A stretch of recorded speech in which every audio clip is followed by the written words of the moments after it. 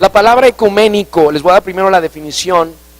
La palabra ecuménico significa, es del término ecumenismo y proviene del latín. Se escribe oecumenicus, que viene también del griego. Y también hay una palabra que se escribe así, ocoumenicos, con K de kilo las dos, oikomenicus. Y esta palabra proviene también del mismo griego y significan, cualquiera de estas tres palabras, significan lugar o tierra poblada como un todo. Lugar o tierra poblada como un todo. Si tienen Biblia y tienen cómo anotar, anoten, hermanos. Es muy bueno que ustedes tomen nota. Carlos está subiendo todas las predicaciones a YouTube, al canal de televisión. Espero que alguien ya los haya empezado a ver. ¿Hay alguien que lo ha visitado el canal? ¿Sabe qué? Mira, yo no sé mucho de la Biblia, pero ya sé. Yo quiero que escuches las predicaciones que el pastor trae todos los domingos. Métete o sea, usted es un ávido promotor del canal. Esperaba escuchar un amén. Todo el día, en la madrugada si quieren, porque se meten ahí al YouTube, le pican ahí, le ponen justo en el Blanco TV y ahí vienen todas las predicaciones. Y usted puede escoger la que usted quiera, darle clic y verla. Y se quedó a la mitad porque ya se le van a quemar los frijoles, va a quitar los frijoles de la lumbre y regresa y la vuelve a poner. No hay comerciales que le vayan a interrumpir. Pero si usted no la ve, hermano, ¿cómo la va a recomendar? Le pregunto yo. Usted no puede recomendar algo que usted no ha visto, no conoce, no sabe. Véalo, hermano, métase esta semana, propóngase, voy a hacer un espacio, voy a visitar el canal de televisión y empiece a verlos. Amén. ¿Por qué se me quedan viendo así tan serios, así como?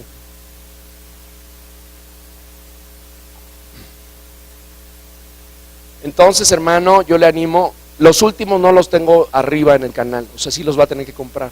O sea, lo que estamos subiendo son de años pasados, porque no es una labor fácil, hay que estar esperando que suba la señal, es todo un proceso. Pero si no estuvo el domingo pasado, o estuvo a la mitad, o no puso atención, o se salió antes, o se salió después, le recomiendo que compre la enseñanza. ¿Amén? Ok. Y yo quiero que busquen sus Biblias la cita de 2 Corintios capítulo 6. Estate al pendiente, Saray, porque más tarde yo te aviso. 2 Corintios capítulo 6, versículo 14, por favor. ¿Ya están ahí, hermanos? ¿Seguros? Dice la palabra de Dios, 2 Corintios capítulo 6, versículo 14 al 15. Dice así la palabra: no os unáis en yugo desigual con los incrédulos, porque ¿qué compañerismo tiene la justicia con la que?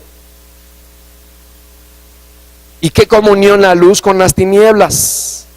Versículo 15: ¿y qué concordia Cristo con Belial? ¿O qué parte del creyente con el incrédulo? ¿Sí están ahí? Es una cita que se usa mucho para hablar acerca de las relaciones entre parejas, a veces, entre un noviazgo o un matrimonio. Pero hoy yo le voy a enseñar que se usa mucho más que para eso. Vamos a orar. Ayúdeme, extienda sus manos sobre mi persona. Padre bendito, gracias yo te doy esta mañana por la oportunidad que me das de estar al frente, Señor, de esta Grey, Señor, de tu pueblo. Gracias por tener el honor y la honra de poder hablar de tu palabra, Señor, en este tiempo. Para mí es un privilegio y honor. Es el trabajo más extraordinario que me has encargado, Señor, y no lo cambio por nada, Señor, porque es, Señor, el motivo por el cual vivo, el motivo por el cual existo, Señor. Yo soy un anunciador de tu palabra, soy un vocero de tu palabra, Señor. A donde tú me pongas, Señor, sea en este lugar o en cualquier otro lugar en el mundo, Señor, yo siempre voy a hablar de tu palabra, Dios. Y en esta hora, Señor, yo te pido que sea tu Espíritu Santo hablando a tu iglesia, ministrando sus corazones, sus espíritus, Señor. Padre, tú enseña, Padre, seas tú, Señor, a través de tu Santo Espíritu, redarguyendo, confrontando, animando, Señor, exhortando, Señor. Todo lo que tengas que hacer esta mañana sobre nuestros corazones, te damos permiso para hacerlo, Señor. Y te damos gracias por esta bendita palabra, Señor, que tenemos un ejemplar en nuestras manos, que nos has bendecido con tener este libro. Esto es lo más valioso que tenemos en nuestra vida, en nuestra casa, en nuestra oficina, Señor. No hay nada en nuestra oficina y en nuestra casa que valga más que este libro, Señor, porque este libro es tu bendita palabra que nos enseña, que nos inspira, que nos guía, Señor. Gracias por tener un ejemplar de estos en nuestras casas, Señor. Te bendecimos, Señor, te alabamos y te exaltamos esta mañana y te pedimos, Espíritu de Dios, que tú te muevas mientras, Señor, yo me muevo, Señor, que donde tú, Señor, me pongas detenerme, ahí me detenga para hablar, Señor, sobre algún punto que a ti te interese exaltar, Señor, y que sea conocido y revelado a tu iglesia, Padre. Atamos todo espíritu inmundo, todo espíritu de distracción, todo espíritu de incredulidad, de estupor, todo espíritu de somnolencia, todo espíritu de crítica, de juicio, de burla, de condenación, de culpa, Señor. Lo atamos en el nombre de Jesús y declaramos que no tiene parte ni suerte en este lugar ni en la vida de ninguno de los que estamos aquí, Señor. Declaramos que hoy hay cielos abiertos sobre este lugar, que, Señor, se abren los cielos para descender tu palabra, Señor, en el nombre de Jesús. Declaramos que esta casa es Betel, casa de Dios y casa del cielo, Señor, y que, Padre, cada uno de tus fieles está siendo equipado esta mañana, Señor,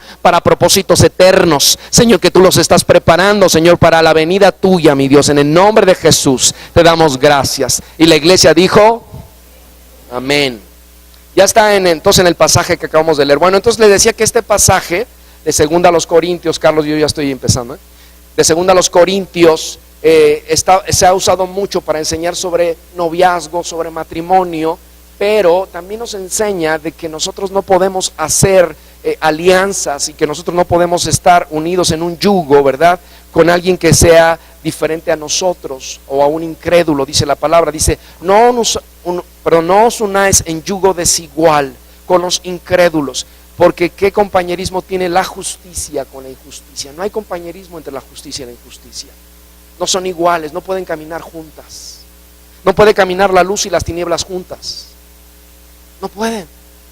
El yugo el yugo es un instrumento, una herramienta que usan los que se dedican al campo, y donde unen a dos bestias para caminar y arar el campo. Y normalmente ellos saben a quién poner, a qué animales poner juntos, para caminar juntos, para que hagan el trabajo más fácil, para que vayan hacia una dirección. Si ponen, ¿verdad?, a un animal diferente, no va a hacer el trabajo que necesitan. Entonces, ese es un símil que el apóstol Pablo está usando aquí para decir, nosotros no podemos estar en yugo desigual con alguien, tenemos que caminar con alguien que tenga la visión de Cristo.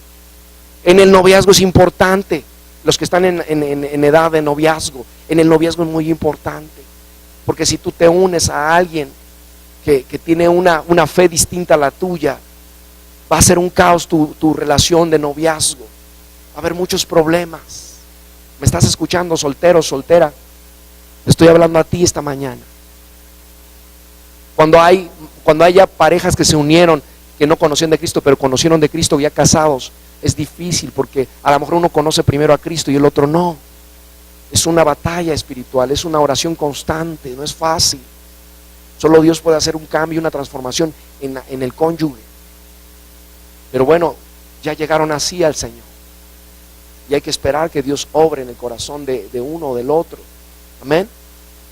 Entonces la palabra nos insta a que no caminemos en yugo desigual.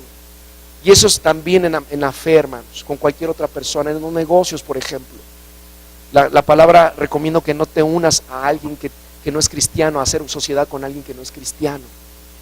¿Puedes tener colaboradores no cristianos? Sí, los puedes tener, pero no puedes tener un socio que no sea cristiano. ¿Por qué? Porque tiene otra forma de pensar. Y vas a tener muchos conflictos con ese socio, esa socia. No te unas a un socio que no es cristiano. Aunque digas, no, pero mira, es que si le hago así vamos a llegar más rápido. No lo hagas. Te vas a ver con muchos problemas, muchos dolores de cabeza. No lo hagas. Y lo mismo es para cualquier cosa que tú quieras hacer. Entonces, ¿por qué les cito este pasaje? Porque quiero hoy hablarles sobre el movimiento ecuménico. Todos digan ecuménico. Hoy vamos a hablar de eso. La palabra ecuménico, les voy a dar primero la definición. La palabra ecuménico significa, es del término ecumenismo y proviene del latín. Se escribe oecumenicus, que viene también del griego. Y también hay una palabra que se escribe así, ocoumenicos, con K de kilo las dos, oikomenicus. Y esta palabra proviene también del mismo griego y significan, cualquiera de estas tres palabras, significan lugar o tierra poblada como un todo. Lugar o tierra poblada como un todo. Si tienen Biblia y tienen cómo anotar, anoten, hermanos. Es muy bueno que ustedes tomen nota. Ok, este término ya era usado por el Imperio Romano para referirse al mundo como una unidad administrativa. ¿Qué es lo que el Imperio Romano desea o anhelaba? Tener un imperio, uno que domina, una unidad nada más de gobierno. ¿Sí? Eso es lo que quería el Imperio Romano. Según estudiosos, dicen que el Imperio Romano no ha terminado, porque nosotros conocemos la historia que ha habido muchos imperios: el Imperio Babilónico, el Imperio Persa, el Otomano, el Imperio Romano, que fue uno de los más poderosos. Y dicen que, bueno, de manera física, pues decayó, ¿no?, el Imperio Romano, pero los estudiosos y teólogos dicen que no ha decaído, porque la extensión a través de la Iglesia Católica Romana Apostólica es una extensión del Imperio Romano en nuestros días. ¿Están siguiendo? Dice también otra definición sobre ecuménico, que es la tendencia o movimiento que busca la restauración de la unidad de las distintas confesiones religiosas.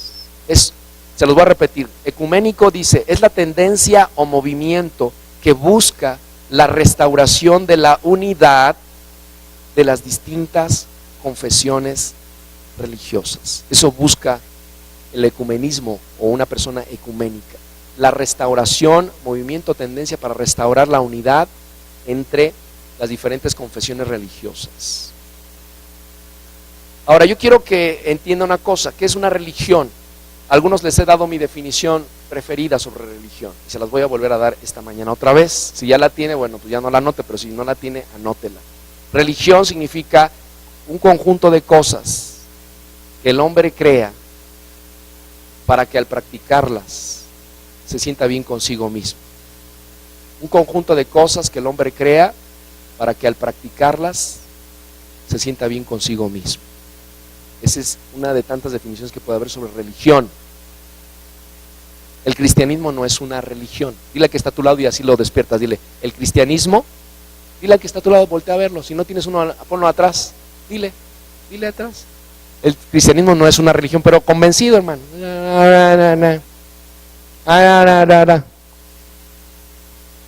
Dígalo fuerte: el cristianismo no es una religión. Ándale así, para que me convenzan, hermanos. Entonces, si el ecumenismo busca la unidad de las diferentes confesiones religiosas, vamos a ver dónde comenzó la religión. Vaya a Génesis capítulo 3. Génesis capítulo 3, versículo 1. Génesis capítulo 3, versículo 1 hasta el versículo 7. Dice: pero la serpiente era astuta. ¿Cómo era la serpiente? Más que todos los animales del campo que Jehová Dios había hecho, la cual dijo a la mujer: ¿con que Dios os ha dicho, no comáis de todo árbol del huerto? Y la mujer respondió a la serpiente: del fruto de los árboles del huerto podemos comer, pero del fruto del árbol que está en medio del huerto, dijo Dios, no comeréis de él, ni le tocaréis, para que no muráis. Entonces la serpiente dijo a la mujer: no moriréis, sino que sabe Dios que el día que comáis de él, serán abiertos vuestros ojos y seréis como Dios, sabiendo el bien y el mal. Y vio la mujer que el árbol era bueno para comer y que era agradable a los ojos, y árbol codiciable para alcanzar la sabiduría, y tomó de su fruto y comió. Y dio también a su marido, el cual comió así como ella. Versículo 7, entonces fueron abiertos los ojos de ambos y conocieron que estaban ¿qué? Entonces cosieron hojas de higuera y se hicieron delantales. Yo creo que lo hemos leído muchas veces este pasaje, amén. Hay mucha enseñanza en estos primeros versículos del Génesis. Vemos a el hombre y la mujer transgrediendo la ley de Dios, el mandato de Dios era un solo mandamiento.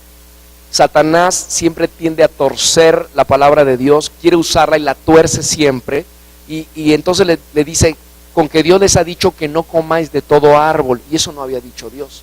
Dios dijo, de todos los árboles podéis comer menos de ese, que es diferente. Y Satanás dice, con que Dios les ha dicho que de todo árbol no puedan comer, ¿verdad? Ojo cuando Satanás quiere hablar, quiere cambiarte el sentido de la palabra de Dios. Entonces, ese fue un gran engaño que hizo Satanás a la mujer. Y dice que la mujer se vio tentada a comer del fruto del árbol prohibido, que no era una manzana propiamente, pudo haber sido cualquier fruto, porque la Biblia no dice que era una manzana, pudo haber sido cualquier fruto. Y dice que la comió ella y la comió su marido. Y entonces transgredieron la ley de Dios, y entonces dice la palabra que fueron destituidos de la gloria de Dios. Por causa de la transgresión, por causa del pecado, fueron separados de Dios, fueron apartados de Dios el Padre. Ese es el gran problema de toda la raza humana. Si Evita y Adancito no hubieran cometido esa falta, otro gallo nos cantaría a todos los que estamos aquí y a los que nos ven por televisión. Mucha gente dice, pero ¿por qué me va a ir mal por el pecado de un hombre? Porque nada más y nada menos porque era el primer hombre sobre la tierra, la primera mujer sobre la tierra. En un sentido ellos son nuestros padres de toda la raza humana, de ahí descendemos todos. Y hay herencia, o sea, tú heredas algo de tus padres, bien, bueno o malo, y heredamos la naturaleza caída. ¿Y qué es lo que dice la palabra que hicieron Adán y Eva? Adán y Eva dice que sí fueron abiertos sus ojos, porque Satanás en un momentito les dijo, ¿sabe Dios que cuando ustedes coman de ese fruto sus ojos van a ser abiertos? Dice, y van a ser como dioses, y van a saber el bien y el mal. Satanás cuando quiere lanzarte una mentira, te la lanza entremezclada con un poco, una verdad con mentira mezcladas, para que te la tragues. Yo me acuerdo que hace tiempo, cuando en una ocasión uno de nuestros perritos estaba enfermo, cuando yo estaba más niño, yo llevé al veterinario y me dio un medicamento para que se lo diera porque estaba enfermito y no se lo quería comer. Yo se lo quería dar así como cuando tu mamá te da una cápsula o una tableta y te la tomas, ¿no? Yo se la quería dar al perro así, dije, pues ¿cómo se la va a tomar? Le va a tener que dar un trago de agua, algo, ¿no? Y me dijo el veterinario, no, dice, lo que vamos a hacer es que en un pedazo de carne o de jamón se lo vamos a envolver y se lo das y se lo va a tragar. Y no se va a dar cuenta, porque le ponía el perro así la pastilla, pues no quería, no se la quería comer. Entonces Satanás usa una estrategia parecida, te envuelve en una verdad, te envuelve una mentira, y te tragas la verdad porque estás comiendo parte de la mentira. Y Satanás sí en parte les estaba diciendo, van a ser abiertos sus ojos, les estaba diciendo una verdad, porque más adelante vemos que la palabra de Dios dice que sí fueron abiertos sus ojos, pero no iban a ser dioses. Entonces dice que cuando cometen el acto de comer el fruto y transgreden la ley de Dios, dice en el versículo 7, entonces fueron abiertos los ojos de ambos y conocieron que estaban ¿qué? Y se cosieron hojas de higuera y se hicieron delantales. Lo que hicieron Adán y Eva fueron abiertos sus ojos porque pecaron y conocieron que estaban desnudos, es decir, que de la inocencia pasaron a la naturaleza caída. Y inmediatamente se hicieron hojas de higuera para taparse. Ese acto de que se cosieron hojas de higuera y lo pusieron como delantal es para tapar su desnudez, su vergüenza. Al final no era otra cosa que obras. Y eso es lo que hay detrás de las religiones, obras. Las religiones son obras, son delantales, son hojas de higuera para tapar la desnudez, la vergüenza y el pecado de la raza humana. Esa es la naturaleza de las religiones. Si usted y yo analizamos a todos los seres humanos, de todos los estratos sociales, de todas las religiones, llámense como se llamen, incluso los ateos mismos o los narcotraficantes, llega siempre el día de la Navidad y algo les pasa en el corazón que quieren hacer algo bueno. Quieren donar dinero, quieren darle ir a comer a la gente pobre, algo tienen que hacer. Dicen algunos que conocieron una biografía muy profunda de Hitler, dice que cuando Hitler llegaba a la Navidad se vestía de Santa Claus. En su vida privada, ahí a escondidas se vestía de Santa Claus, porque en algún sentido deseaba algo del amor, algo de la ternura, algo, ¿me entiendes? Esa es la necesidad de todo ser humano. Hay una necesidad, ¿verdad?, de hacer algo a favor de las personas, de los más desprotegidos, pero eso se llama tu propia justicia. Esas son tus propias obras. Yo pues sí soy bien tremendo, soy bien tranza, ando con una chava, ando con otra y hago unos negocios medio chuecos y hago esto y hago el otro, pero ¿qué tal? Fui a ayudar el otro día a lo del Teletón, o estoy donando, estoy llevando ropa, fui a la Cruz Roja para cuando fue el huracán y llevé latas de no sé qué. Es tu justicia para tapar tu desnudez. Todo eso se llama hojas de higuera. Obras para sentirte bien contigo mismo, no sentirte bien delante de Dios. ¿Me estás siguiendo? Entonces es lo que hizo Adán y Eva, se hicieron hojas de higuera para esconderse. En un sentido, el ser humano busca con estas acciones de ir y donar, de ir y ayudar, de ir y dar algo, lavarse, esconderse. Hasta el día de hoy, desde la caída de Adán y Eva hasta el día de hoy, eso sigue pasando, hermanos. Todos los seres humanos tenemos la conciencia de nuestra desnudez delante de un Dios santo. Y entonces se quieren hacer hojas de higuera. Pero ellos trataron de taparse ellos mismos, pero nunca lo lograron. Pero cuando usted va al versículo 21 de ese mismo capítulo, vaya al versículo 21 de Génesis 33, ya está ahí. Fíjese lo que dice la palabra. Y Jehová, ¿quién? Jehová Dios hizo al hombre y a su mujer túnicas de pieles y los vistió. Fue Dios el hacedor. Fue Dios el que hizo, que fabricó esos vestidos de pieles, los vistió, los revistió de su justicia. Este pasaje habla proféticamente del Evangelio de Jesucristo, porque para que esos vestidos pudieran haberse hecho, se tuvo que haber sacrificio, tuvo que haber derramamiento de sangre de esos animales, y solamente cuando hay derramamiento de sangre hay remisión de pecados. No eran las hojas de higuera, no eran esos delantales los que podían tapar la desnudez de Adán y Eva. Era la obra perfecta de Jesús en la cruz del Calvario, y era un anunciamiento con esos vestidos de pieles que Dios dio, Jehová Dios dio al hombre y a la mujer para que se vistiesen. Lo que estaba hablando era del Evangelio de Jesucristo.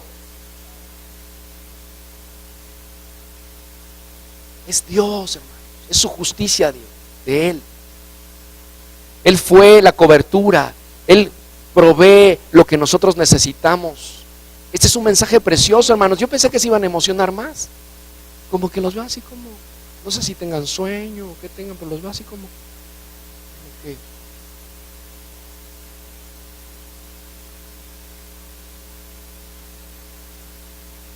es lo que Dios el Padre hizo por usted y por mí a través de su Hijo Jesús.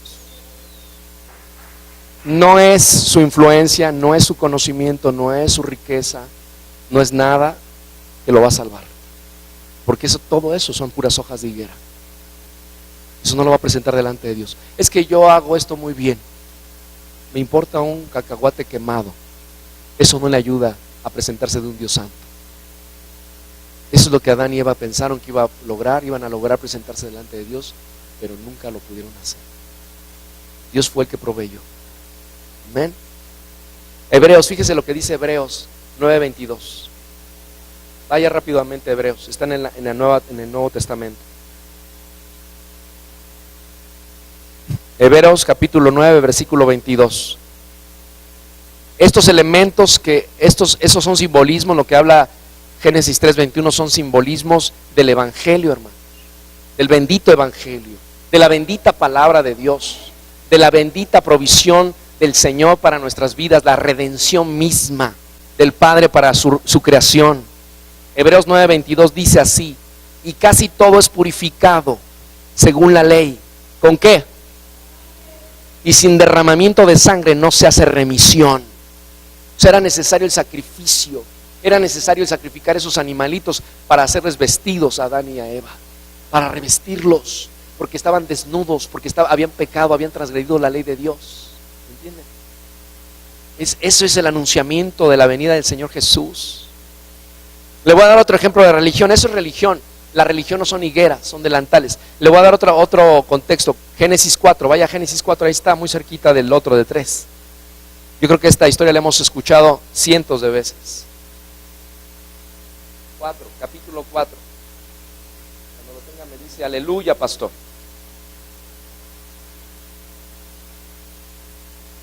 Génesis 4, versículo 3. Voy a leer una porción. ¿Ya está ahí? Dice, y aconteció andando el tiempo que Caín, y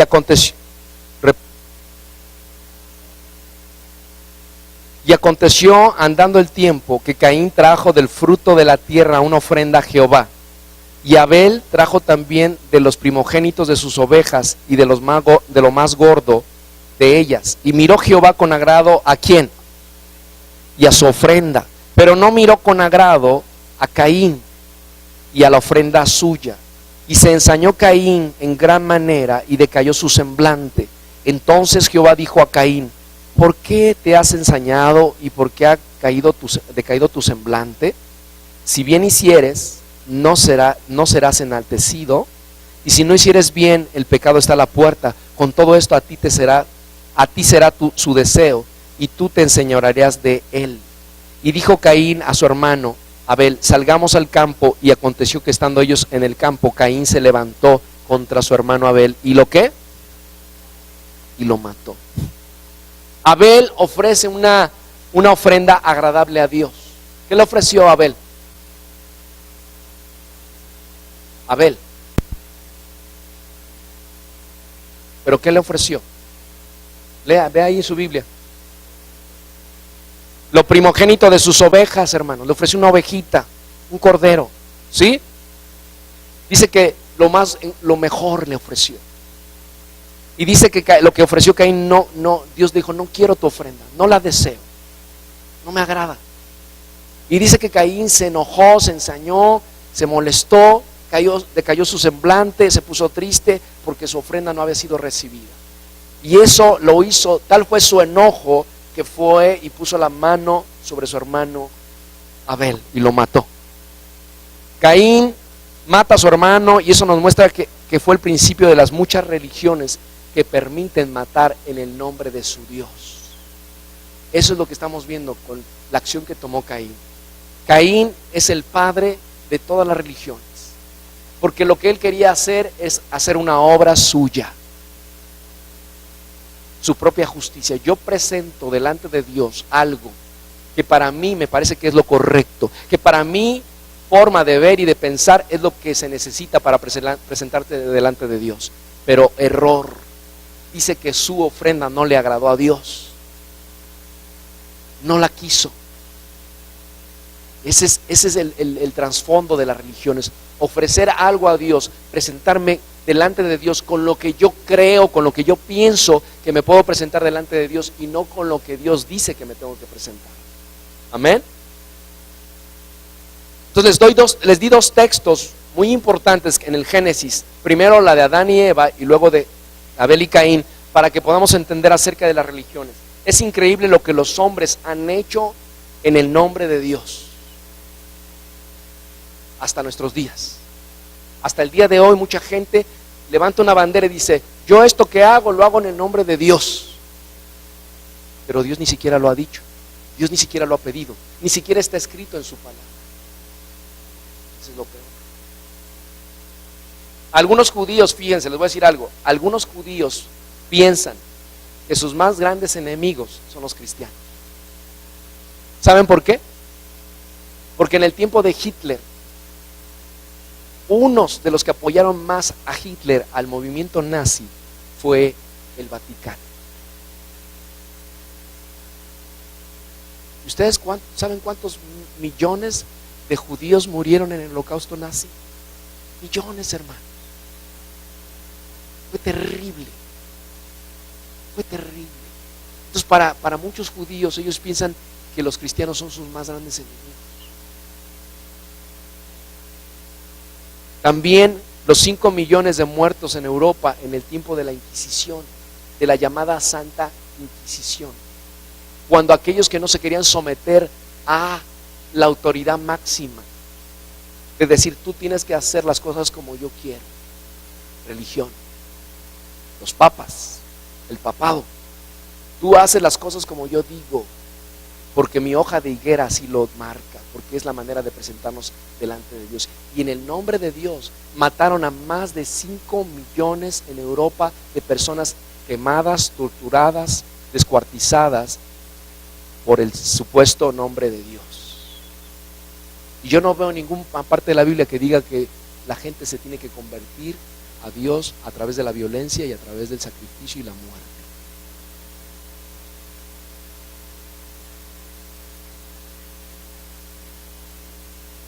Esto no es el cristianismo, hermanos. Eso es una religión usando el nombre de Dios. Ahora, ¿cuáles son las principales religiones que hay? Hay muchas religiones, muchas sectas, muchas. Sí, el domingo pasado que les hablaba acerca del islamismo, hasta el año 90 y tantos se registraron más de 360 religiones que están desprendidas del Islam. 20 años después, 30 años después, a lo mejor es el doble. Mire, las principales religiones como el Testigos de Jehová, católicos, musulmanes, el hinduismo, son religiones que tienen una doctrina y una enseñanza. Yo respeto a cada uno de los que profesan esa fe, pero no estoy de acuerdo con lo que creen. Ese es diferente. Por ejemplo, los Testigos de Jehová creen que Dios es solo uno. Y ellos vienen de una corriente que ya una vez les enseñé acá en la iglesia, del arrianismo.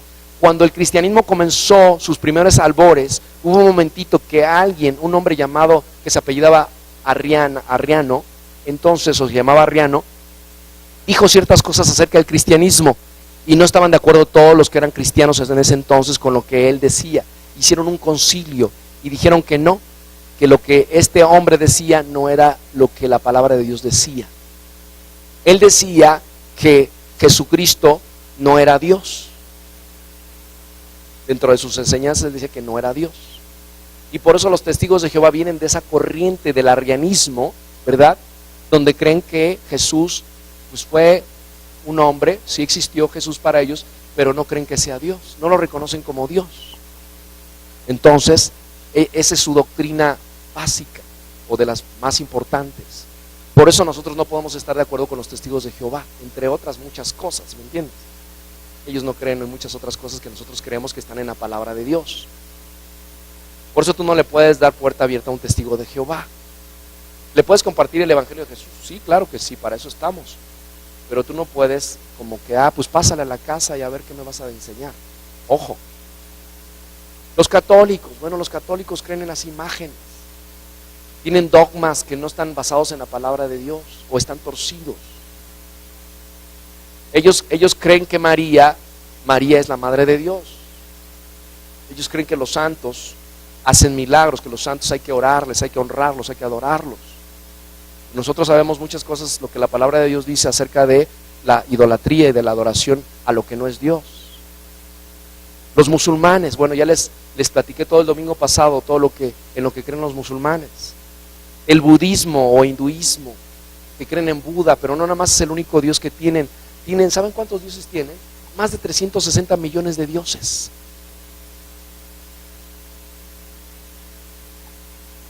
¿A qué Dios le vas a adorar? Son politeístas. Nosotros los cristianos somos monoteístas, o sea, creemos en un Dios, pero ellos son politeístas. Creen en un montón de dioses. Eso se practica mucho en la India y en otros muchos países donde ya el budismo y el hinduismo han penetrado. Algún día hablaremos sobre el hinduismo. Entonces, profesan doctrinas y creencias diferentes al cristianismo y no al verdadero evangelio de Jesús. El verdadero evangelio de Jesús está aquí. Te voy a decir una cosa, aún hay movimientos cristianos que no predican el verdadero evangelio de Jesús. Predican un evangelio diferente. Pastor, ¿eso es posible? Sí, claro. Es factible que se predique otro evangelio. El evangelio de la prosperidad, por ejemplo, es un evangelio diferente. Ya vuelve Justo en el Blanco.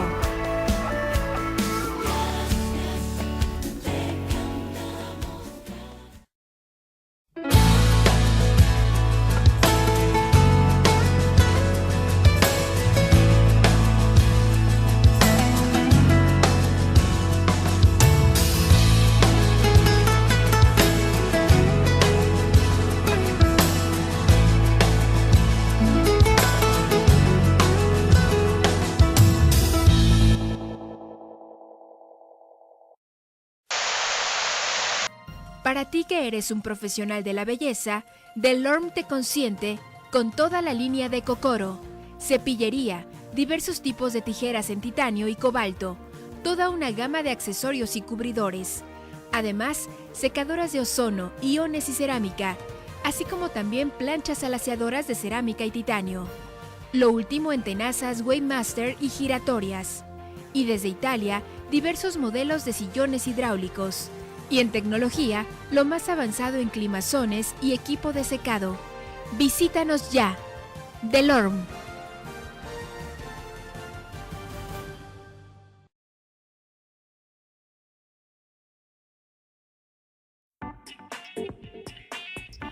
No deje que sus cintas de video pasen al olvido.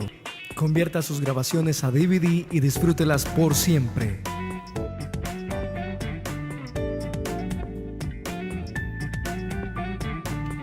Conversión digital, ediciones, transiciones, sonido, musicalización, video y fotografías. Mayores informes en los teléfonos.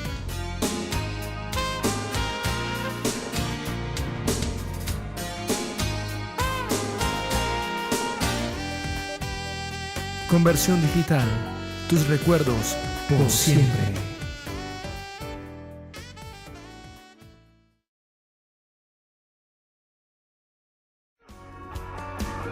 Estás viendo Justo en el Blanco.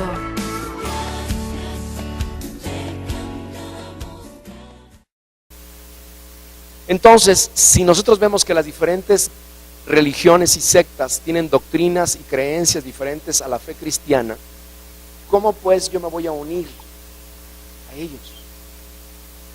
Si 2 Corintios nos dice que no me una a yugo desigual. ¿Me están siguiendo, hermanos? Digo un amén fuerte para que los que se están durmiendo se despierten. ¿Sabe cuál es la bandera que está usando este movimiento ecuménico? La bandera que están usando es una bandera que habla acerca de la unidad y de la paz mundial. Esa es su bandera. Y la unidad mundial. La paz, la unidad y la paz mundial. Esa es su bandera del movimiento ecuménico. Vamos a unirnos. Vénganse. Para que haya paz en las naciones de la tierra. Vaya a Juan 17:21, por favor, está en los evangelios. Juan 17:21. ¿Está aprendiendo algo hoy?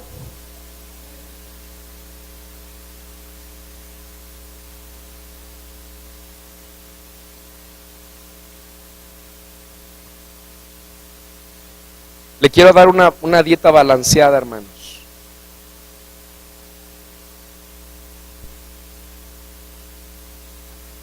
¿Ya está ahí? Fíjense la oración que levantó nuestro Señor Jesucristo al Padre. Usted puede leer todo el capítulo 17. Y dice así: para que todos sean uno, como tú, oh Padre, en mí y yo en ti, que también ellos sean uno en nosotros, para que el mundo crea que tú me enviaste. Ahí está, pastor. Pues Jesús quiere que todos estemos unidos. Sí, pero Jesús cuando levantó esta oración se estaba refiriendo al pueblo de Dios, a los que habían sido comprados por la sangre de Jesús y que ya habían creído en el Señor Jesucristo, y a los que iban a creer. Porque cuando Jesús estaba diciendo estas palabras, tú y yo todavía no estábamos sobre esta tierra. Y también si tú lees todo el capítulo 17 dice, y por los que van a creer, Señor. O sea, Él estaba pensando en esa oración en ti y en mí. En los que nos están viendo por televisión estaba pensando en nuestro Señor Jesucristo. No nada más estaba pensando por sus discípulos que estaban ahí. Estaba orando, Señor, que así como tú y yo somos uno, también ellos sean uno, para que el mundo crea que me enviaste. Entonces no se refiere a una unidad en donde yo me uno con un musulmán, o me uno con un testigo de Jehová, o me uno con cualquier otra religión para una causa en especial. No, esa es la unidad que está buscando el Dios Todopoderoso.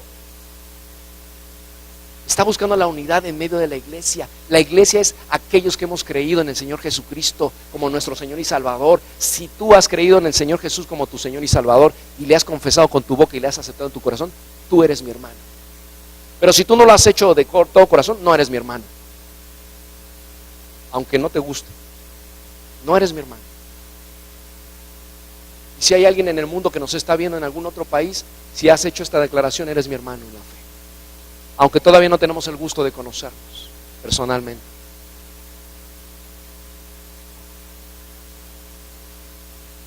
Si Jesús levantó esta oración al Padre de unidad, es porque Él la desea. Pero ¿saben cuál es lo más triste de todo? Lo más triste de todo es que esa oración todavía no se ha cumplido sobre la tierra. Es la única oración que no se ha cumplido sobre la tierra. La iglesia de Jesucristo está más dividida, más separada que nunca. Cada uno de los ministros y pastores está buscando su propio reino. En medio de la iglesia, en la misma iglesia, esta comunidad, a veces aquí mismo hay situaciones, porque me miro feo, porque no me gusta que esto, no hay unidad, hermano. Lo veo, hermanos. ¿A poco creen que yo no me doy cuenta? ¿A poco creen que no me doy cuenta de lo que pasa aquí? Si yo conozco a mis ovejas, hermano, y sé cómo se conduce cada una de ustedes, a mí nadie me necesita contar cosas. Yo las conozco, porque las veo y porque el Espíritu de Dios me da discernimiento espiritual. Que no se le olvide eso, hermano. El discernimiento espiritual no es adivinanza, no es adivinación. El Espíritu Santo te da el don de discernimiento para discernir el espíritu que se mueve en una persona. Que no se les olvide eso, hermano. Entonces yo conozco a mis ovejas y yo veo que entre ustedes algunas no se aman. Al contrario, hasta se han de odiar entre ustedes. Y lo digo con tristeza y con pesar. En vez de orar unos por los otros, se han de criticar los unos por los otros. Y eso es lo más triste, hermano. Porque no oran por ustedes mismos, no se apoyan entre ustedes mismos. Lo veo en cualquier actividad pequeña que hacemos cualquier actividad pequeña y veo inmediatamente que hay envidias, que hay disensión, no hay amor, no hay unidad. ¿Y cómo piensas que va a venir la gente a acercarse al Señor? Va a decir, no, pues si así son, no, gracias, yo no quiero.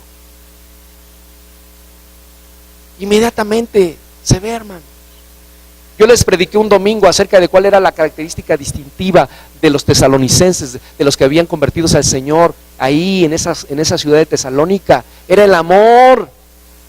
Se amaban a pesar de sus diferencias, a pesar de que uno era alto y el otro chaparro, el otro gordo, el otro flaco, lo que sea, pero se amaban.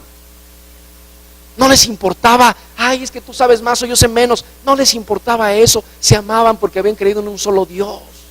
Y eso impactó cuando veamos el mapa aquí en Damasco. Todo Damasco se estaba convirtiendo al Señor.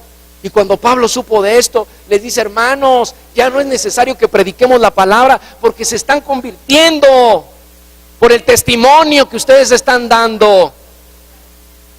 Que ya no tendríamos que salir aquí a la colonia, la gente vendría así como la hermana Araceli con Georgis, que algo vio del Espíritu Santo para estar aquí.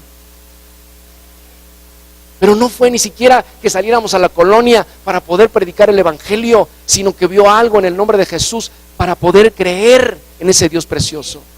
Y eso tiene que pasar en esta iglesia. Eso tiene que suceder. Y esa es la oración que no se ha cumplido. Y que está en ti y en mí hacerlo. Quítate todas. Si alguien te ofendió, perdónalo ya. Deja de cargar esa lápida. Ay, y va a ver ahora que le vea. Y va a conocer quién soy yo. Y yo voy a hacer esto. Ya, quítate esa lápida. Perdona en el nombre de Jesús. Arrepiéntete y llama a tu hermano y abrázalo y bésalo y dile: hermano, yo estoy para ti, para ayudarte, para orar, para que alcances tu propósito en Dios. Amén. Yo les pido eso, hermano. Pocas cosas les pido a ustedes, hermano. Pocas cosas. Pero esta que les pido es: ámense, a pesar de todo. A ninguno de ustedes lo he despertado en la madrugada para pedirle que ore por mí. A ninguno.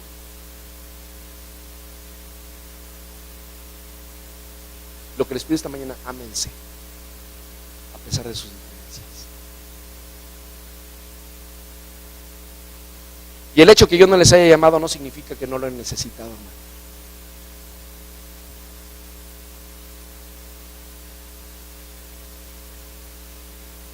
Dice Juan 14:27: la paz os dejo, mi paz os doy.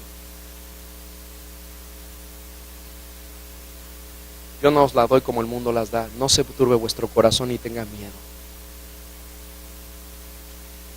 Hermanos,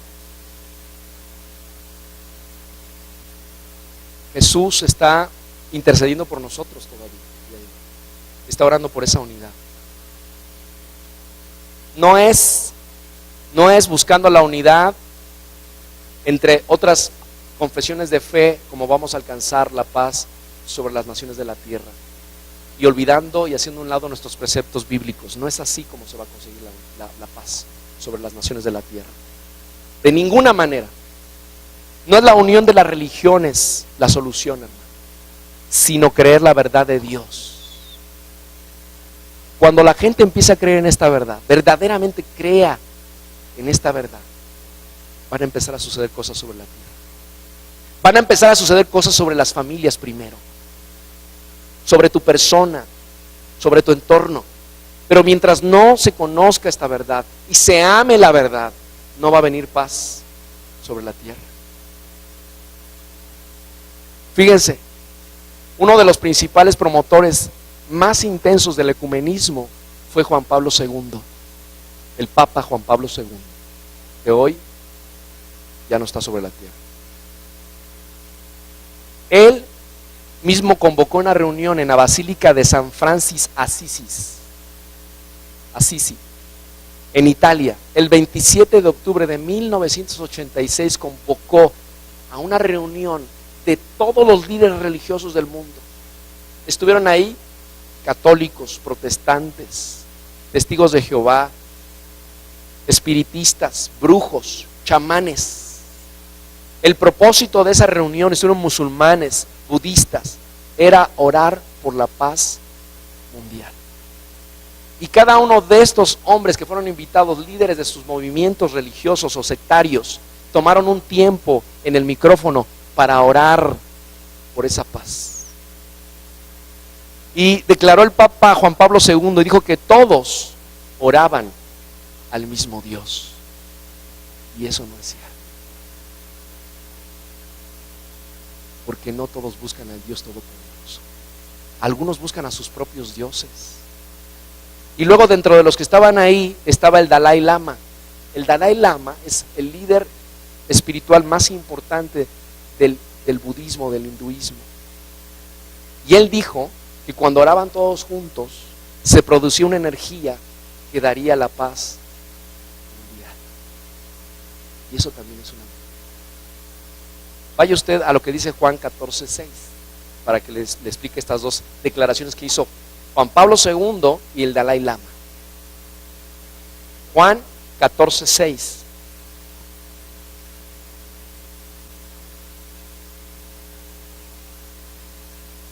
Cuando lo tenga me dice, hermano, para darle lectura.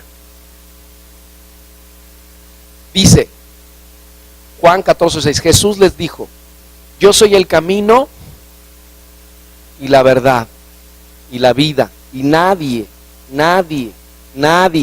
viene al Padre si no es por mí. Entonces, cuando esas personas que estaban en esa reunión, en esa basílica, no estaban orando al mismo Dios, porque no todas invocaban al Padre en el nombre de Jesús. Bueno, hubo un líder espiritual de los, no sé si son los, es una agrupación étnica en los Estados Unidos que son los apaches o los, no sé cómo, se me olvidó ahorita el nombre. Ellos practican fumar la pipa de la paz. Bueno, hasta la pipa de la paz fumaron ahí en esa basílica. Se paró un hombre ahí, que era el representante más importante de ese grupo étnico, sacó su pipa y fumó la pipa. Y yo no veo que haya otro camino para llegar al Padre. Jesús es el camino. Amén. Y respecto a la paz no la produce una energía, hermanos. Vaya usted a lo que dice Juan 14 ahí, en el mismo capítulo, pero en el 27. Vea lo que dice la palabra de Dios. Dice Jesús: la paz os dejo, mi paz os doy. Yo no os la doy como el mundo la da. No se turbe vuestro corazón ni tenga miedo. Así es que el único que puede dar la paz, la verdadera paz, es Jesús. Esa no se produce con que una energía de no sé qué o de no sé cuántos. Esa es una mentira, eso es un error. Y hoy día, ya lo pueden decir, hoy día, uno de los más insistentes promotores del ecumenismo, este movimiento que les estoy platicando, es el Papa Francisco. Voy a ponerles unos videos para que pudimos recopilar y rescatar acerca de este hecho. Esto ya está sucediendo de hace muchos años. Incluso, no me gusta hablar mal de nadie, pero hay un cantante cristiano que hace muchos años atrás estuvo en una reunión ecuménica donde estaban católicos y cristianos. Y entre de ellos, dentro de la agrupación de los que lideraban ese movimiento, esa actividad, estaba el Papa Francisco, que todavía no era Papa. Ahí estaba ya. O sea que de mucho tiempo atrás, él tiene esta idea, ¿verdad? Igual que muchos otros líderes religiosos.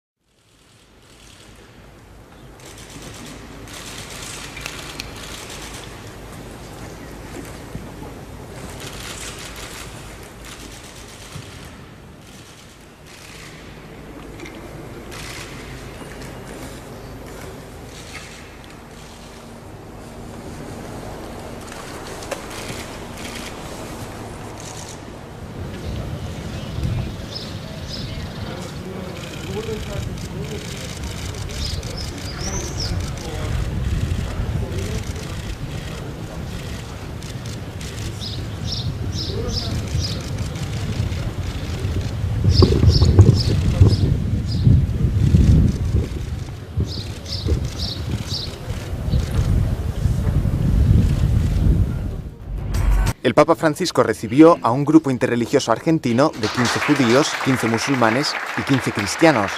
Todos volvían de hacer una peregrinación juntos a Tierra Santa.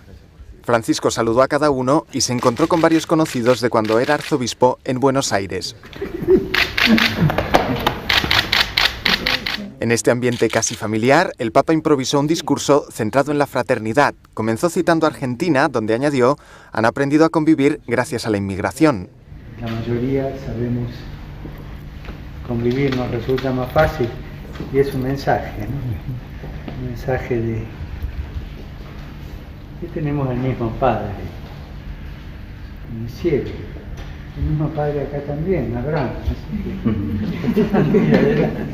Para el Papa, la iniciativa de sus compatriotas es un ejemplo de cómo tender siempre la mano y también de crear puentes.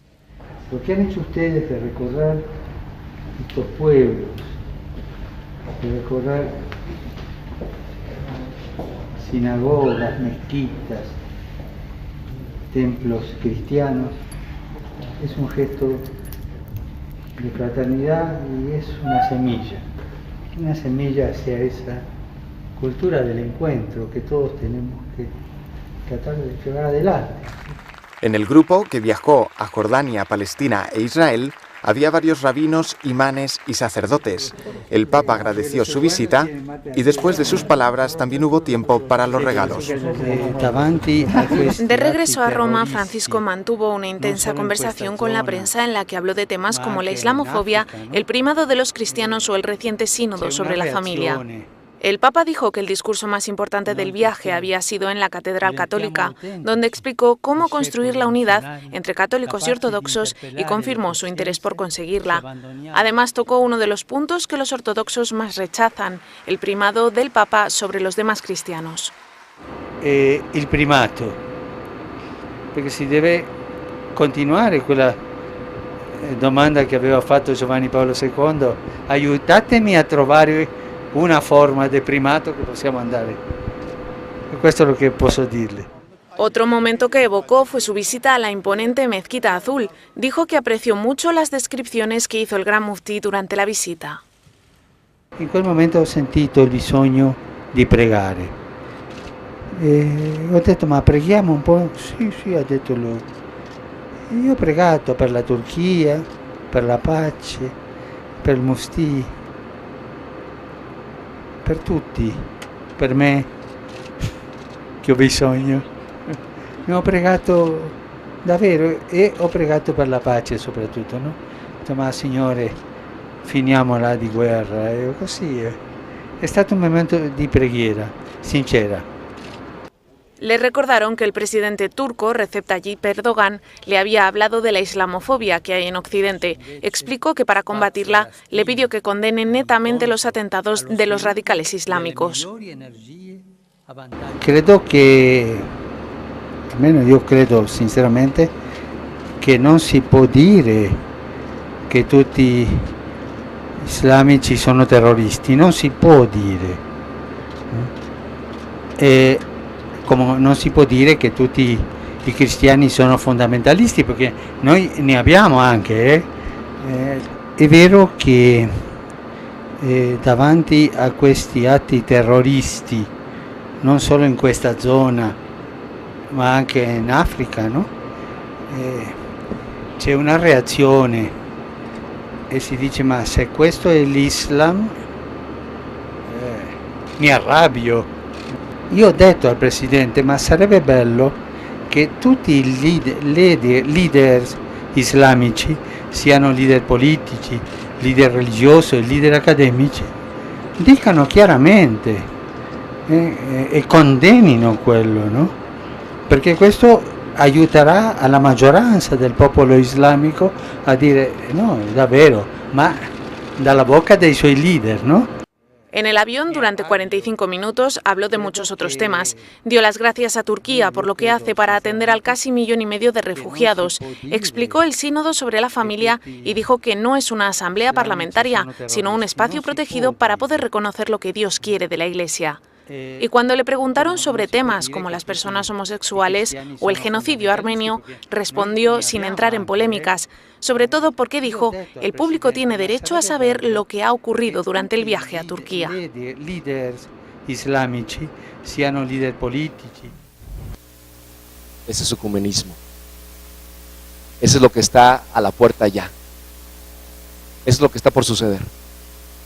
Me llegaron noticias antes de que integrara mi sermón que en Alemania se piensa construir en una de las plazas principales un lugar, un templo, donde ahí puedan ir judíos, cristianos, árabes, a adorar a sus dioses, en un mismo lugar. Wow. Entonces, todo esto que estamos viendo y escuchando, hermanos, nos está hablando de señales de los últimos tiempos. Dice Apocalipsis capítulo, vaya Apocalipsis, quiero que vea, 17, vaya hasta el final de su Biblia.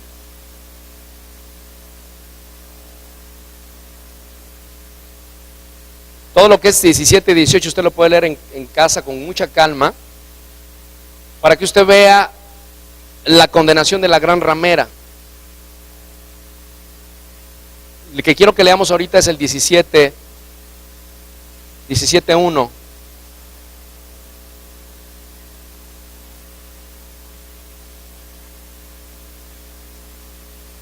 Acuérdense que Apocalipsis es un libro que también se le conoce como el libro de las revelaciones y fue escrito bajo la inspiración del Espíritu Santo y que le fue dado a Juan, el discípulo de Jesús, en la isla de Patmos. Y dice ahí en el 17:1, dice: vino entonces uno de los 7 ángeles que tenían las 7 copas y habló conmigo diciéndome: ven acá y te mostraré la sentencia contra la gran ramera, la que está sentada sobre muchas aguas, con la cual han fornicado los reyes de la tierra, y los moradores de la tierra se han embriagado con el vino de su fornicación. Versículo 3: y me llevó en el espíritu al desierto, y vi una mujer sentada sobre una bestia escarlata llena de nombres de blasfemias, que tenía 7 cabezas y 10 cuernos. Y la mujer estaba vestida de púrpura y escarlata, y adornada de oro, de piedras preciosas y de perlas, y tenía en la mano un cáliz de oro lleno de abominaciones y de las inmundicias de su fornicación. Versículo 5: y en su frente un nombre escrito, un misterio: Babilonia la grande, la madre de las rameras y de las abominaciones de la tierra. Hasta ahí. Esta palabra profética que está anunciada aquí es la Iglesia Católica. Casi todos los líderes políticos de muchos países, siempre que acaban de tomar posesión, si no vean las noticias de su mandato, van y se presentan con el Papa. Es una visita tal vez de no sé qué, no sé cuándo, pero van a tener un encuentro con el Papa. Hay juntas privadas al interior del Vaticano, y es esto que estaba el Espíritu Santo mostrando a Juan, está hablando sobre lo que está sucediendo con la Iglesia Católica. Y quienes están promoviendo este movimiento ecuménico mayormente es el Papa Francisco. Entonces estamos ante una situación muy, muy difícil, hermano. Son señales de los últimos tiempos. Y tristemente hay muchos líderes cristianos de la Iglesia Cristiana Evangélica, de la Iglesia Protestante, de la cual usted y yo formamos parte, que han entrado en este movimiento ecuménico, que han hecho acuerdos, alianzas para trabajar juntos con católicos, con budistas, con islámicos, con musulmanes. Y uno tiene que estar muy apercibido de lo que está sucediendo, porque uno no puede hacer alianza con uno que no es creyente, con uno que no cree en Jesús. Ahora quiero dejarle muy claro 2 cosas muy importantes, porque no quiero que vaya a haber un malentendido. Número 1, yo no digo que tengamos un rechazo hacia cualquier otra persona que profese cualquier otra fe, no. Jesús los ama y nosotros los debemos amar. Y tenemos que, con la guía del Espíritu Santo, escúcheme bien, con la guía del Espíritu Santo, poderles predicar el Evangelio de Jesús. El domingo pasado le hablé cómo se le tiene que acercar a un musulmán. Uno tiene que hacerse amigo de ellos. Uno no puede llegar y decirle: arrepíntete y conviértete y recibe a Cristo en tu corazón. Así no es como tiene que uno que predicar el Evangelio de Jesús. Uno se hace amigo de ellos. Uno se gana su amistad. Que conozcan cómo vives tú. Que sepan realmente si Dios ha hecho un impacto en tu vida, un cambio en tu vida. Eso a ellos les llama mucho la atención, el testimonio. ¿Cómo vives? ¿Cómo haces para resolver tus problemas? Y entonces que el Espíritu Santo nos guíe para predicarle a cualquiera de cualquier otra religión. Llámense como se llamen. ¿Amén? No es un odio, no es un rechazo, al contrario, es amor. Si nosotros estamos en una cadena de ayuno y oración por el pueblo musulmán, es porque es el amor que Cristo les tiene. Y porque queremos amar lo que Cristo ama. ¿Amén? Esa es una cosa muy importante. La otra, o sea, pastor, entonces no tenemos que buscar la paz del mundo. Sí. Les voy a dar un ejemplo para que no quede como que huecos. Una vez un pastor predicó sobre el aborto. Y cuando predicó sobre el aborto, dice que semanas después, alguien del catolicismo, de algún lugar, de alguna región, le habló, lo buscó y le dijo: pastor fulano de tal, estamos de acuerdo con lo que usted enseñó en su predicación, nos llegó algo, información, no sé cómo les llegó, pero estamos de acuerdo con lo que usted predicó y y también congeniamos con la parte de estar en contra del aborto. Nosotros rechazamos rotundamente el aborto y que se legisle el aborto. Estamos totalmente en desacuerdo y estamos en acuerdo con ustedes. Entonces, ¿por qué no trabajamos juntos? Y entonces lo que le contestó este pastor, dijo, mire, señor obispo de no sé dónde, yo agradezco mucho el gesto de que usted me buscara y me estuviera invitando para este tema que usted me está expresando, pero le voy a decir algo. Ustedes por su parte, ustedes están haciendo una labor, tal vez están trabajando con alguna asociación civil, lo que sea, háganlo. Desde su trinchera ustedes háganlo. Yo voy a seguir haciendo lo propio. ¿Me entienden cómo tienen que ser las cosas? O sea, sí estamos a favor de la vida, sí, pero desde nuestra trinchera vamos a estar trabajando, orando, tomando acciones para poder lograr que ese tema de la legalización del aborto no se dé. ¿Sí me está entendiendo? Pero pastor, es que ellos también que hagan lo suyo, pero yo no puedo hacer una alianza con ellos. Hace tiempo, hace como 2 años, yo estaba haciendo unos trámites para mi negocio y dentro de esos trámites conocí a una agrupación de unos hombres de negocios y dentro de ellos había uno que estaba formando una asociación civil. Él es católico, él forma parte del liderazgo de alguna zona geográfica de aquí del estado que tiene un cargo importante, no es un sacerdote, es un laico, pero tiene una actividad importante del movimiento católico. Y estábamos platicando de algunos temas de la televisión precisamente. Y me dijo, nosotros hemos hecho programas de televisión, vamos a juntarnos y vamos a hacer programas de televisión juntos. Yo le dije, pues que no, que gracias. Que yo ya tenía mi perfil, que yo ya tenía cómo hago mis programas, yo sé cómo los hago. Porque ¿cómo me voy a unir con alguien que adora una imagen? ¿Cómo íbamos a hacer un programa de televisión donde él hable sobre sus imágenes? Y yo hablo, yo predico de la salvación a través de Jesús. Ellos predican de la salvación a través de las obras. Y yo predico sobre la salvación a través de la gracia. No me puedo unir en yugo desigual con los incrédulos. ¿Sí me está entendiendo? Entonces, yo puedo ir, si alguna vez a mí me invitan en un programa católico a hablar, voy. Si alguna vez me invitan a una actividad católica, yo voy. Pero yo voy a hablar de Cristo. Amén. Yo voy a usar este libro. Yo voy a usar este libro. Esta es mi bandera. Primero, antes que la unidad, antes que la paz mundial, mi bandera es Jesús, es Señor y es Dios. Denle un aplauso al Señor. Amén. Amós capítulo 3 versículo 3 dice, ¿andarán 2 juntos si no estuvieran de acuerdo? ¿Andarán 2 juntos si no estuvieran de acuerdo? ¿Cómo yo voy a estar de acuerdo con alguien que adora 360 millones de dioses? Es imposible. ¿Cómo yo voy a andar junto con alguien que adora, verdad, a una piedra y la besa? No puedo.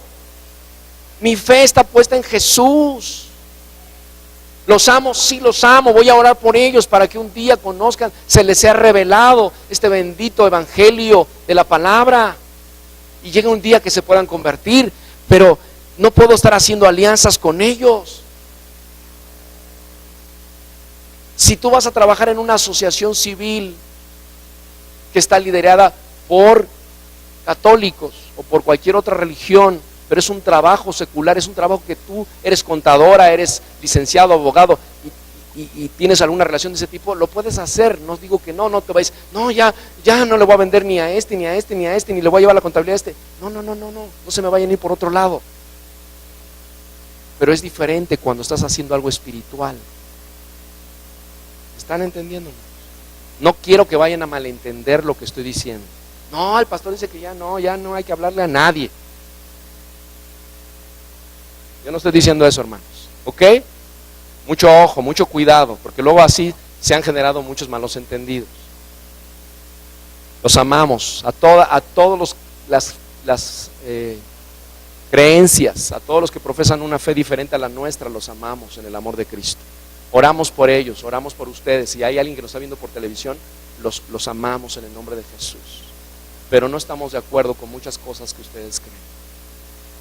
Y no es una falta de respeto, eso es, respetamos su fe, pero no creemos en eso. Tenemos muy bien cimentada nuestra fe en esta palabra bendita, en este libro.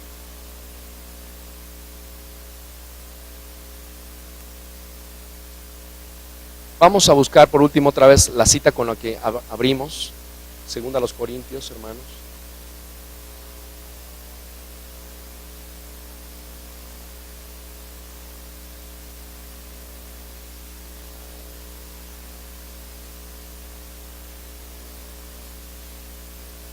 Si alguien cristiano de una iglesia presbiteriana, metodista, bautista, anglicana, nos busca para trabajar con ellos, lo vamos a hacer, pero son cristianos. Amén. Son cristianos. Podemos trabajar juntos en ese tipo de temas y en otros más. 2 Corintios capítulo 6. Ya era con la que abrimos. ¿Ya la tienen? Vuelvo a leer. No os unáis en yugo desigual con los incrédulos, porque ¿qué compañerismo tiene la justicia con la injusticia? ¿Y qué comunión la luz con las tinieblas? ¿Y qué concordia Cristo con Belial? ¿O qué parte el creyente con el incrédulo? Ninguna, hermanos. Pónganse de pie, por favor, vamos a terminar.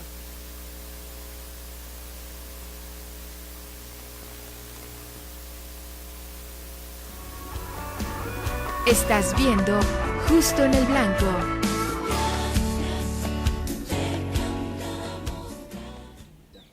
¿Qué le parece? ¿No es interesante el tema que hoy pudimos abordar? Tenemos que estar muy pendientes de todo lo que está sucediendo en las noticias, lo que está pasando en las redes sociales, pero lo más importante es qué es lo que la Biblia está hablando acerca de estos tiempos. Es muy importante que usted dedique tiempo a leerla, y la única manera en que nosotros como hijos de Dios, como cristianos, podemos saber que cuando leemos la Biblia no la entendemos por nuestra mucha sabiduría o porque alguien sea muy inteligente. La podemos entender por la única razón de que el Espíritu Santo de Dios nos revela, nos hace entender lo que este libro está hablando para estos tiempos finales, para los tiempos escatológicos. Y dice, quiero leerle una porción que está escrito en Romanos capítulo 5, dice: mas Dios muestra su amor para con nosotros, en que siendo aún pecadores, Cristo murió por nosotros. Pues mucho más, estando ya justificados en su sangre, por él seremos salvos de la ira. Porque si siendo enemigos fuimos reconciliados con Dios por la muerte de su Hijo, mucho más, estando reconciliados, seremos salvos por su vida. ¿Qué quiere decir esto? Que nosotros, antes de poder reconocer a Jesús como el Hijo de Dios, reconocer a Jesús como Dios mismo, y de reconocer el hecho de que Él vino y murió en la cruz del Calvario por nosotros y derramó su sangre preciosa, éramos enemigos de Dios. Estábamos enemistados con Dios el Padre por causa del pecado.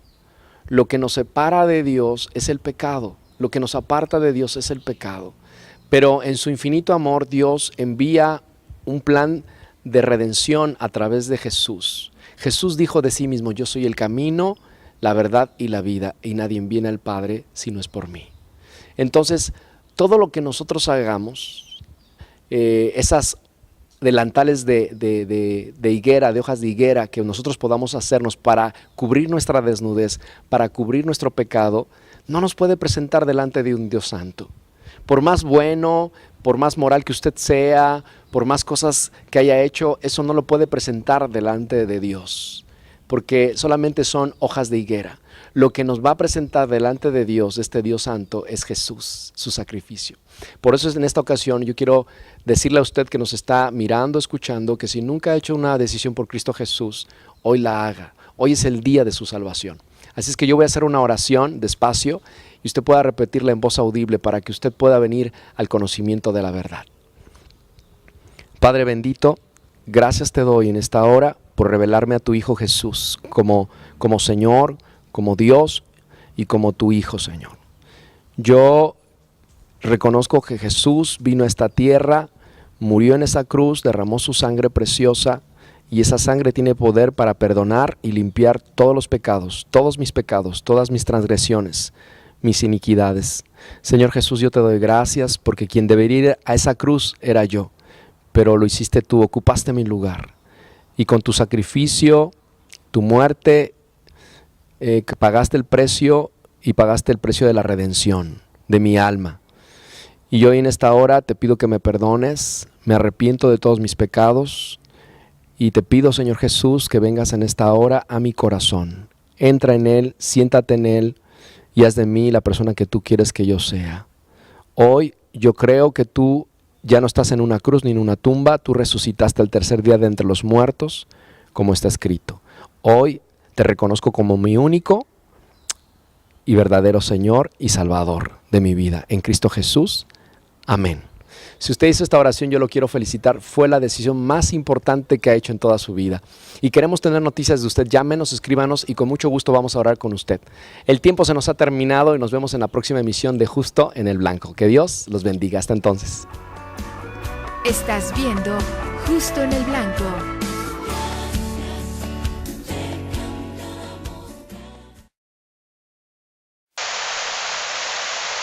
Te hablamos desde Delorme. Nosotros somos gente que da cursos de maquillaje, corte, colorimetría, peinados, uñas y decorado de uñas. También tenemos servicio de afiladuría de herramientas, reparación de aparatos, atención de telemarketing a todo México. Asimismo, entregamos a domicilio. Delorme, todo un mundo de belleza para ti.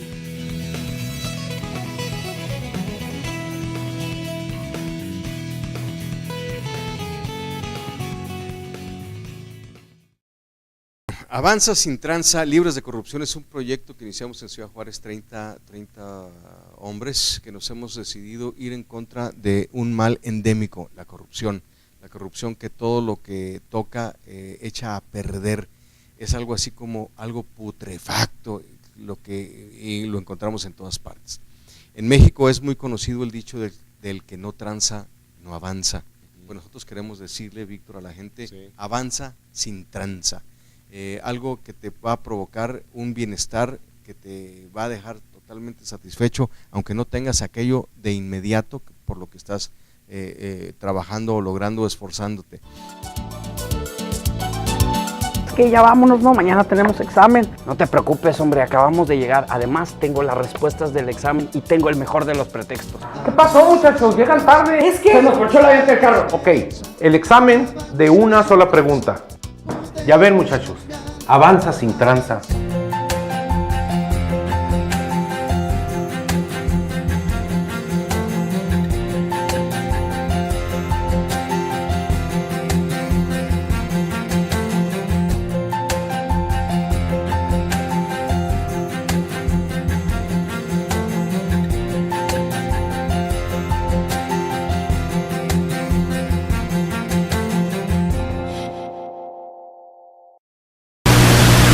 Delorme. Nosotros somos distribuidores de productos de belleza Vela, L'Oreal, Cool, Hidracolor, muebles, accesorios y equipo para estéticas, academias, salas de belleza y spas. Sabemos que lo que te ofrecemos no lo imaginabas ver, pero lo que importa es que tú supieras dónde encontrarnos. Y para ti que te preparas para ser un profesional de la belleza, queremos apoyarte con descuentos desde el 10 y hasta el 30% al surtir tu lista de materiales. Suena increíble, pero es una realidad para ti en Delorme. Visítanos, no lo pienses más.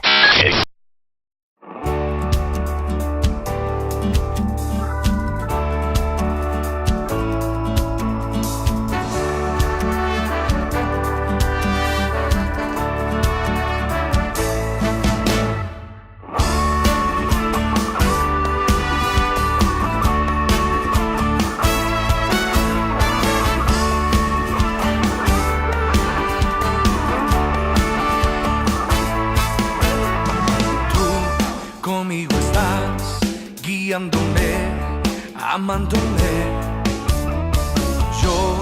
Puedo confiar que todo obrará para mi bien.